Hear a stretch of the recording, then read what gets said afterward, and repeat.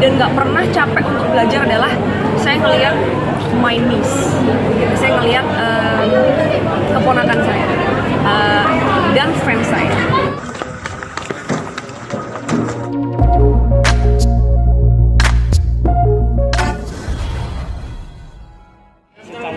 Tunggu sebentar ya, jangan dekat ya. Ya, kita tahu kok kalau Agnes itu korban. Oke, Agnes, gimana hari ini penampilan di panggung Indonesia Puas banget, pas lagi aku sama tim manajemen Indosiar juga semuanya, kita kan pengen bawain ya kan, teman-teman juga udah tahu ya, saya sering banget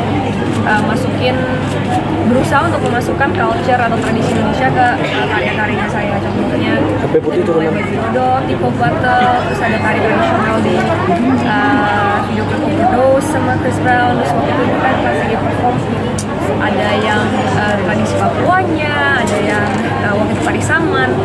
Di sini saya pengen banget ada tradisi Bali gitu, karena buat saya tuh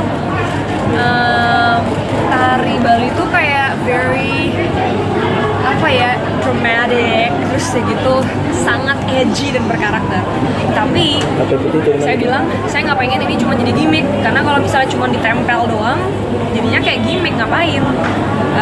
Makanya kenapa mungkin tadi Bang ngelihat pada saat lagi dia ada yang kipas itu ngikutin beatnya Folk Battle kan, yang terus jadi semuanya ya emang kawin gitu istilahnya, nyatu sama pop dan juga ada tradisinya atau ada culture-nya gitu. Pada saat lagi tariannya juga kita misalnya kalau yang saya dan Nessie dulu cuma jalan, mereka jalannya bareng tapi mungkin tangannya beda.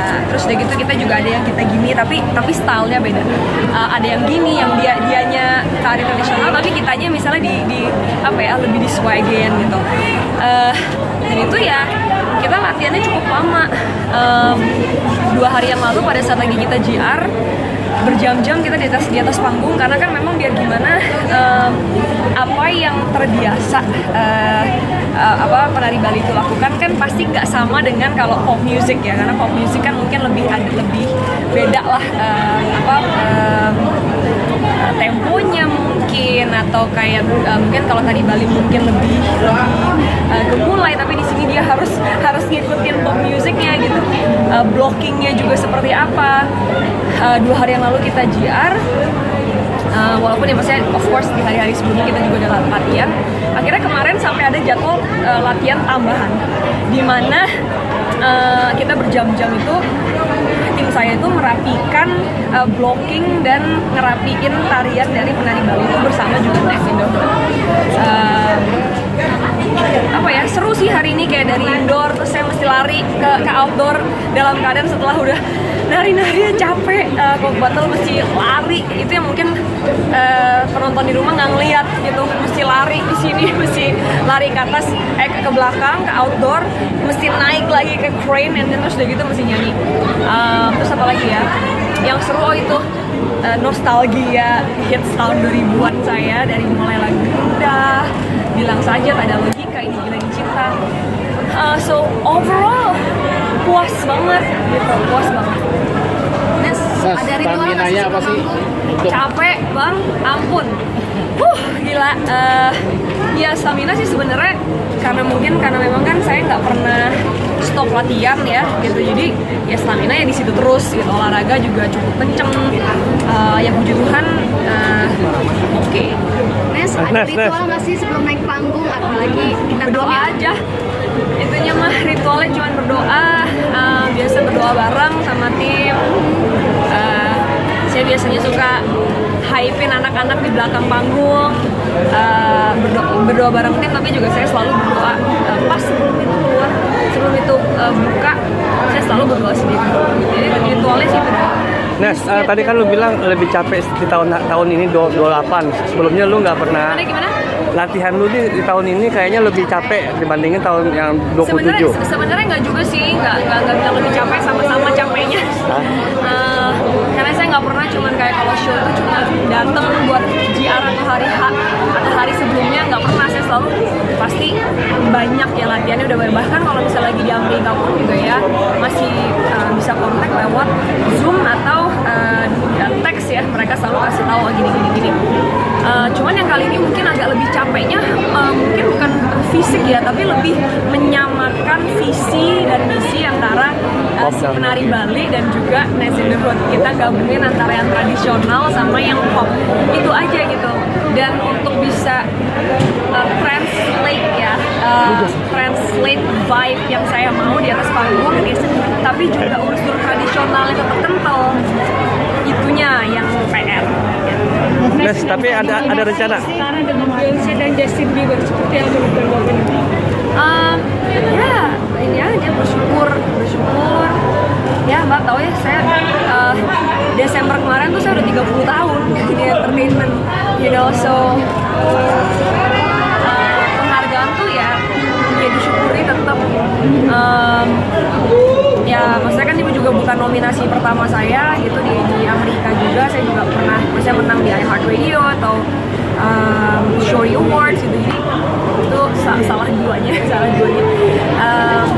Ya ini ya senang, of course, excited di apalagi ada 4 kategori, terus disandingkan sama penyanyi yang luar biasa, ya senang aja, bersyukur.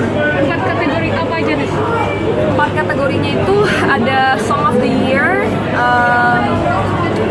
R&B Song of the Year, jadi itu 2 ya, jadi 1 Song of the Year, 1 R&B Song of the Year, Best Solo Artist, sama Best R&B Artist gitu. Dan sebenarnya ada satu yang saya juga seneng banget adalah karena Patience, lagu saya kemarin itu di US Radio, di US R&B Radio chart di sana, jadi top 50 yang paling sering diputar selama tahun 2022 di Amerika Serikat. Jadi ya of course seneng gitu, kayak kalau kita nggak usah masalah kayak gini Mbak, kalau kita masakin orangnya suka sama makanan kita aja kita seneng gitu ya, karena kan itu kayak kita udah taruh rasa sayang, rasa semuanya gitu kita taruh, orangnya suka masakan kita aja kan seneng, apalagi ini gitu rasanya mungkin kayak gitu ya. Mas, ini lo nggak cuma jadi tontonan, tapi juga menjadi tontonan buat kita yang muda. Seperti apa sih? Aduh, thank you so much. Mungkin saya selalu melihatnya tuh kayak pada saat lagi saya perform, sebenarnya kan Mbak, kalau misalnya saya cuman ya nyanyinya gitu-gitu doang atau gimana, ya udah sebenarnya kan ya sebenarnya nggak apa-apa juga gitu kan, atau misalnya kayak udah perform seperti biasanya. Tapi kenapa yang selalu membuat saya terus push myself to the limit dan nggak pernah capek untuk belajar adalah saya ngelihat my niece gitu. Saya ngelihat keponakan saya dan friends saya, yang friends dan keponakan saya itu regenerasi, jadi mereka makin muda kan gitu, makin muda. Semoga kitanya juga tetap makin muda ya, gara-gara itu juga muda. Tapi dari demografik dari social media saya segala macam, yang paling tinggi itu adalah 13, 17, 18 sampai 24. So saya masih ngeliat itu, wow, maksudnya saya ngerasa kayak masih punya bukan beban ya, tapi kayak beban moral atau tanggung jawab moral buat kasih tahu ke anak-anak ini nih, yang fans-fans saya dan juga keponakan saya juga of course, bahwa being viral itu nggak lebih penting daripada being smart.